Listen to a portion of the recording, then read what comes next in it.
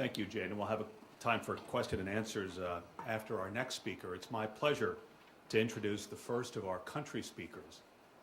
And this is Dr. Paul Byam, who represents the host for the summit, Trinidad and Tobago. This is not only the first Caribbean nation to host the summit, but is also the smallest of the 5 countries that have to this date hosted a Summit of the Americas. And I'm not certain if Trinidad and Tobago had understood the full logistical hassles of putting on a summit, that they would have agreed to this in the first place. Trinidad has done a marvelous job of helping to drive this process since the Argentina summit. Here at the OAS, Dr. Byam, and who is the Deputy Chief of Mission here in Washington, has been helping his ambassador, who has been called away on summit responsibilities, has been helping to put together the Declaration of Principles for the summit, which is a key outcome of the summit. As the representative of his government, he has not only worked hard to help put together the declarations, but also coordinating with the United States on the U.S. substantial participation in the summit. And I know, having traveled down with President Clinton to Santiago, Chile, that U.S. presidents do not travel in small groups. They travel with a giant herd of aides, and they and the representatives of all the other countries will be descending on Trinidad and Tobago. To give the perspective of our host, Dr. Paul Byam.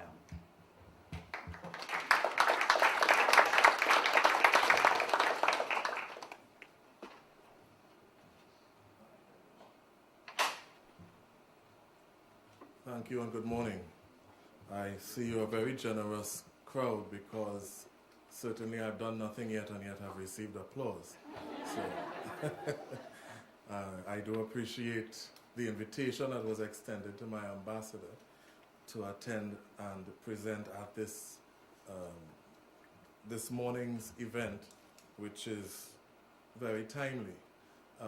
As indicated in the introduction, the ambassador is unable to be here this morning because she is part of our team that's involved this week in reviewing matters related to the summit in Port of Spain, the plenipotentiaries meeting and the continuing surge effort. So that falls then to the deputy, who really assists in the background. There are some other members of staff who also have put, I would say, even more effort than I into the everyday deliberations at the surges. But being the deputy, I straddle 2 worlds in the sense that we are an embassy at the same time as a permanent mission to the OAS. So there are the multilateral functions combined with bilateral responsibilities. Honorable members of both houses of government, excellencies and colleagues of the diplomatic corps and the international community, congressional staff members, members of the press and other media representatives, members of NDN, distinguished ladies and gentlemen all. It is my pleasure today, on behalf of Her Excellency Glenda Moran Phillip, Ambassador of the Republic of Trinidad and Tobago to the United States of America, the United Mexican States, and Permanent Representative to the Organization of American States, to provide a brief overview on the 5th Summit of the Americas, which will take place in the Republic of Trinidad and Tobago from 17th to 19th April 2009, under the theme, Securing Our Citizens' Future by Promoting Human Prosperity, Energy Security, and Environmental Sustainability. The Republic of Trinidad and Tobago is honored and pleased to welcome the heads and other representatives from 33 countries across our unique neighborhood of the Americas. This, as you know, is the first time that the summit is being hosted in the Caribbean sub-region, and it is very much also a CARICOM-hosted event, given the continuing support that has been accorded Trinidad and Tobago by the CARICOM family of nations throughout the process. There are many instances of this cooperation, and the progress of the current summit process has also depended on the goodwill and ready cooperation of countries and colleagues across the entire American region. who have lent their support to the process in various forms. This special sequence of summits was launched in 1994, each with its own appropriate theme and special mandates. The first summit was held in the United States in Miami, Florida. The second in Santiago de Chile in 1998. The third in Quebec City, Canada in 2001. The fourth in Mar del Plata, Argentina in 2005. And interspersed among these were other special summits, such as the Summit on Sustainable Development held in Santa Cruz, Bolivia in 1996, and the special summit held in Monterrey, Mexico in 2004. To coordinate the fifth summit, the government of Trinidad and Tobago established, within the Office of the Prime Minister, the National Secretariat for the Fifth Summit of the Americas 2009, which is headed by Ambassador Luis A. Rodriguez, who also serves to chair the current Summit Implementation Review Group meetings, known as the SURGE in English, also known as Greek in Spanish and other official languages of the Inter-American system. The SURGE is the political and negotiating body responsible for the follow-up on summit mandates, coordinating the summit agenda and preparing for future summits, and continues to work on what I might term the filigree details of the draft Declaration of Commitment of Port of Spain.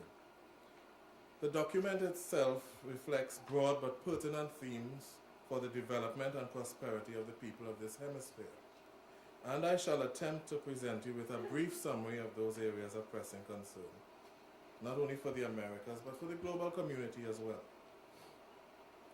One of the most critical areas identified for consideration is the pursuit of the goals of greater equity, inclusion, and social development in our societies. This includes the Millennium Development Goal of halving poverty by 2015, with added priority on consolidating existing poverty eradication policies and programs. The draft declaration also focuses the region's attention on restoring healthy learning environments for children, as well as the eradication of child labor by a target date in the not too distant future. It calls for concerted action to address issues of food security and to provide greater access to quality health care and eradication. It calls for concerted action to address issues of food security and to provide greater access to quality health care and education, while emphasizing the importance of information and communication technology. This goes hand in hand with a call for creativity and innovation and the promotion of entrepreneurship in all sectors, and further underscores the importance of culture to the development of our hemisphere. Additionally important are the advancement of a program for energy cooperation and the strengthening of the Inter-American Program on Sustainable Development. Such priority issues are timely for discussion at the summit, given the significance of the other meetings and the Bali Roadmap and the need to make meaningful progress on climate change in Copenhagen later this year. Also critical are efforts to strengthen public security and the undertaking of a program that will be multidimensional in scope in this regard, including the need for greater cooperation in the continuing fight against narco-trafficking, trafficking in persons, small arms trafficking, the fight against terrorism, and the general growth of the multi-tentacled hydra of organized crime and violence.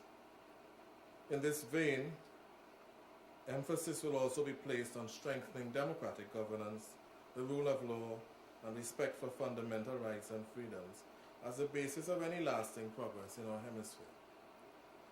The overarching objective is to offer the citizens of the hemisphere more opportunities to benefit from all of the foregoing positive measures in an equitable manner and with social inclusion. It is therefore important that when the leaders of our hemisphere come together in April in Port of Spain, that they seek to focus on strategies for implementation and functional cooperation. Prior to the summit itself, there will be special fora for the participation of civil society entities, as referred to by our previous speaker. These will include a private sector forum, a civil society forum, and a Young Americas forum. Consultations with civil society have been ongoing within the OAS system. My own ambassador and her predecessor, who is now our ambassador to the UN, each having served as the chairs of the Committee on Inter-American Summits Management and Civil Society Participation in OAS activities, more commonly and briefly referred to as the CISC.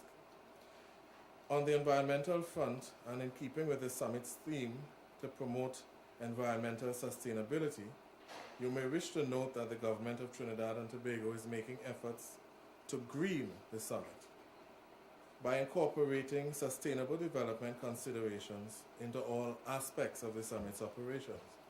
A greening program is being implemented to reduce large paper trails, encourage recycling, and promote environmentally friendly materials for all summit activities.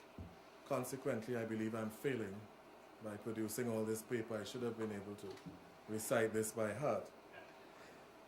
We also have the benefit of applying the security arrangements and utilizing the special agencies that were put in place in 2006-2007 for the Cricket World Cup, which was hosted at different venues in several CARICOM countries in 2007, quite successfully. Are there any cricket players in the room? By any chance? Not likely. That's something to introduce you to when you get down to the Caribbean. We have also established a National Strategic Command Group, an International Security Assistance Group, a Joint Interagency Multinational Task Force, JIMTAF, and within the Embassy and Permanent Mission to the OAS, here in Washington, there is also an Office for Security and Defense Cooperation, OSDEC, which is actively engaged in summit-related matters. As you may be aware, Trinidad and Tobago will also be hosting the Commonwealth Heads of Government Conference later this year, which will involve more cricket players as well, I think, for which the theme is partnering for a more equitable and sustainable future. The theme of that conference, as well as the theme of the 5th summit, addresses issues that affect all countries around the globe, especially at this time when the current unprecedented global economic crisis has managed to touch all countries, placing the entire world in a difficult period of transition, which could make existing vulnerabilities more pronounced. As my Prime Minister, the Honorable Patrick Manning, has stated, no country or region in the world is insulated from the negative effects of this situation. Therefore, it is incumbent upon us to find solutions together. In today's interdependent world, we need strengthened partnerships more than ever. End of quotation. He also stated that Trinidad and Tobago is of the view that the emphasis must shift from balancing competing interests to fostering mutual interests. We must work towards building a hemispheric society that is based on shared values and the aspirations of people that transcend borders. The Declaration of Commitment of Port of Spain will provide an ambitious but attainable blueprint for our hemisphere. As the Prime Minister further notes, we seek to build a hemisphere in which our children and young people can go to schools that provide them with quality education, from early care all the way to the tertiary level. This training must extend to our adult population as well, in order to make sure that the people have the skills that they need to find meaningful and gainful employment, in which our people can receive the medical care they need from birth to old age, and we are able to prevent and treat diseases such as hypertension, cardiovascular disease, diabetes, cancer, dengue, and HIV/AIDS. A society in which a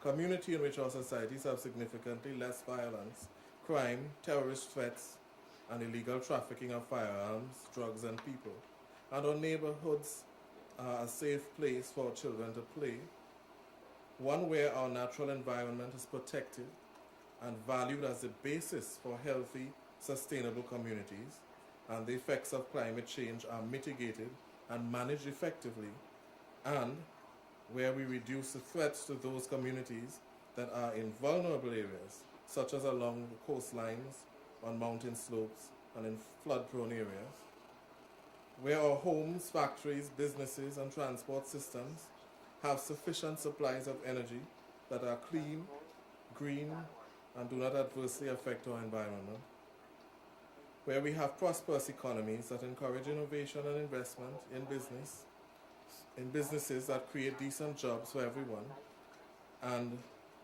the partnerships between the public and private sectors are strengthened as part of building stronger, more resilient economies.